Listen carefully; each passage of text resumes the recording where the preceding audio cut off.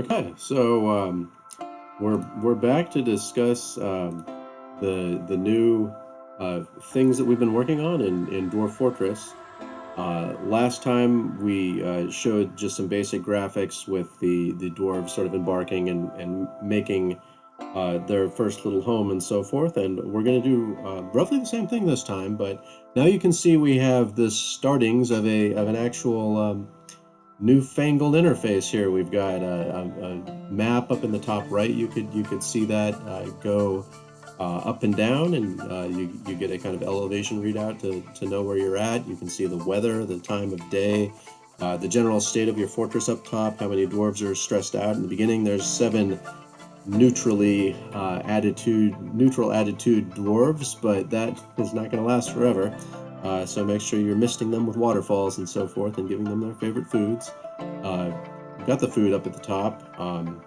And now we have these little interface buttons at the bottom so that you can make digging designations and so forth, which we did before. The last time we made a video, we did it with the old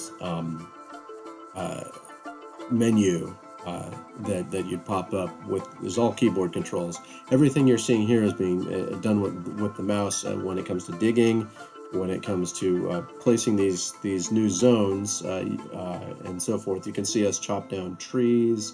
Now we have some old interface here. For instance, the stockpiles, when we make those, still use the old interface, but we're working on it.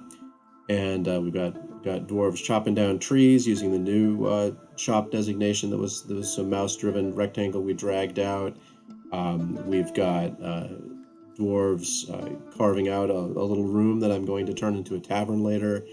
You can do things like hide objects that are annoying you, which I do there with the hide designation. You can turn them off and on with the rectangle. And so our dwarves are moving the wood that they've chopped into the little pile there. We've got a food stockpile going. Some of the objects don't quite have pictures yet, so you'll see the little cyan cubes for those. Using the old building interface to place a carpenter and a mason's workshop to get some furniture into this little tavern we're going to dig down at the bottom. So we're making progress here. A lot of the stuff on the screen is placeholdery. We haven't quite figured out what we're gonna do with some of the menu options, but we'll be sorting that out over time. There's something like 65 big main screen menus, and then dozens of extra small menus. You can see now there's a announcement icon up in the top left. The little cancel symbol up there for what that particular one. We have more icons now. At the time of this build, that says there's nothing to catch in the northern swamps. That was a kind of the placeholder icon for that. But most of the announcements now will appear on the top left. Now we're seeing the stock screen. This is kind of the screen that used to be its kind of own separate thing with no graphics, no categories, you had kind of the same functionality, but wasn't as easy to work with. And a big thing that we've got now is this filter. So I can type llama, and now it's showing llama wool trousers, llama shoes, and llama mittens, and so forth. Easier to find stuff, way easier to find stuff than it was before. And it looks like we're getting the tavern finished down at the bottom there. And so yeah, things going well. I'm gonna place some tables. Only 2 of the tables have been built. We don't have the wooden table icon has been drawn, but I haven't coded it up in the game yet. So we have stone table icons for our wooden tables, and then there'll be a stone chair placed as the dwarf is finishing this room here.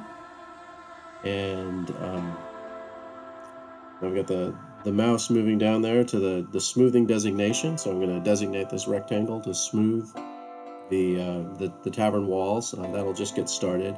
And now I'm going to place the tavern. So you can just quick pop open a rectangle, select a meeting area, assign a location to it. We've got tool tips now. There's the tavern has been created.